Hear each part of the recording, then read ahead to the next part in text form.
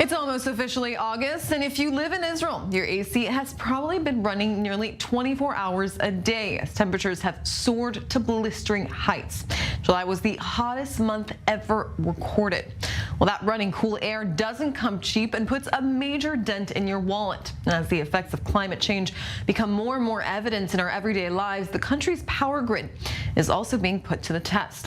One innovative solar energy firm has found a solution to keep the lights on for Israeli families and reduce the country's carbon footprint. EDI's energy business plan is simple. Rent space on roofs and other high-up places to place photovoltaic panels, collect the solar energy produced, and sell it to the owners of the roofs at a reduced rate and to the Israel Electric Corporation, the country's largest supplier of electrical power.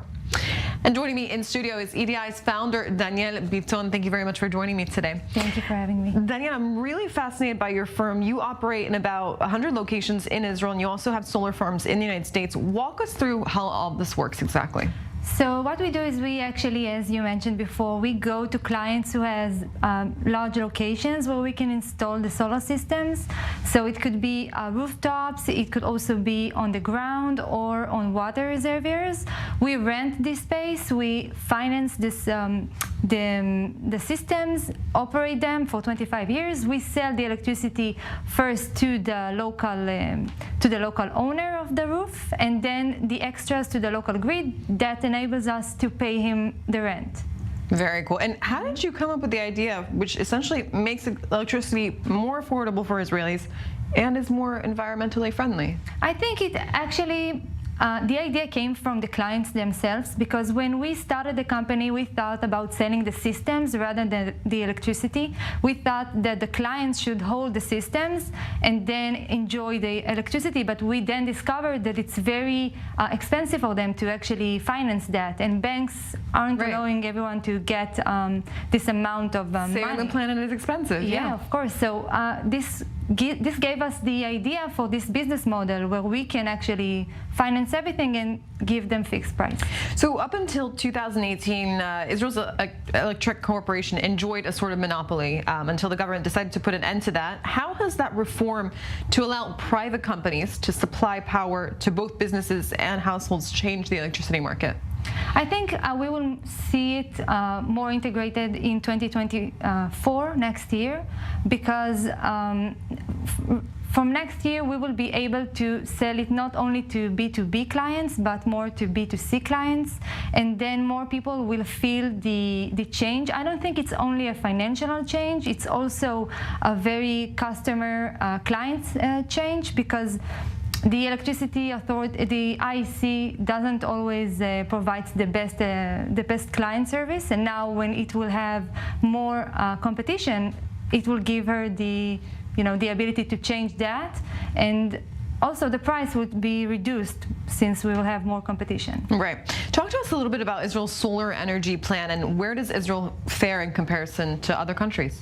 So most of the OECD countries had promised in the Paris agreements to reach a certain amount of green electricity. So Israel, we have 30%, we will need to reach 30% renewable energy up until 2030, and this is our goal. I think as for now we stand among 10%, and as the time goes by, not only the usage goes up, but also the necessity for more renewable energy sources.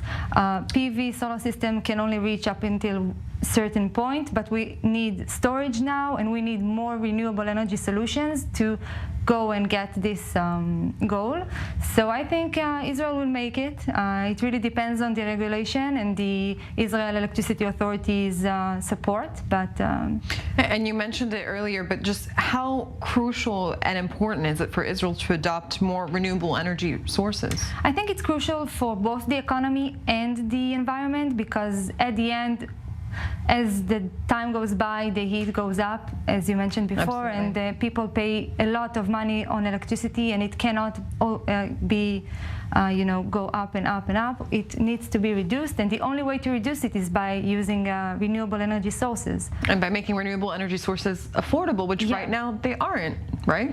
I think when you look at the scale of like 30 or 40 years from now, the renewable energy sources will have the best price per kilowatt, because as for now we pay for the system itself, but we don't need to pay for the production of electricity. If you look at gas stations, you have a certain fee for the gas and a certain fee for the station itself.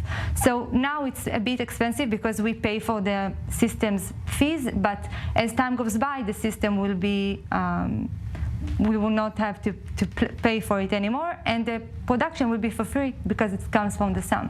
Amazing stuff. Danielle Biton, founder of EDI, thank you very much for joining us today. Thank you.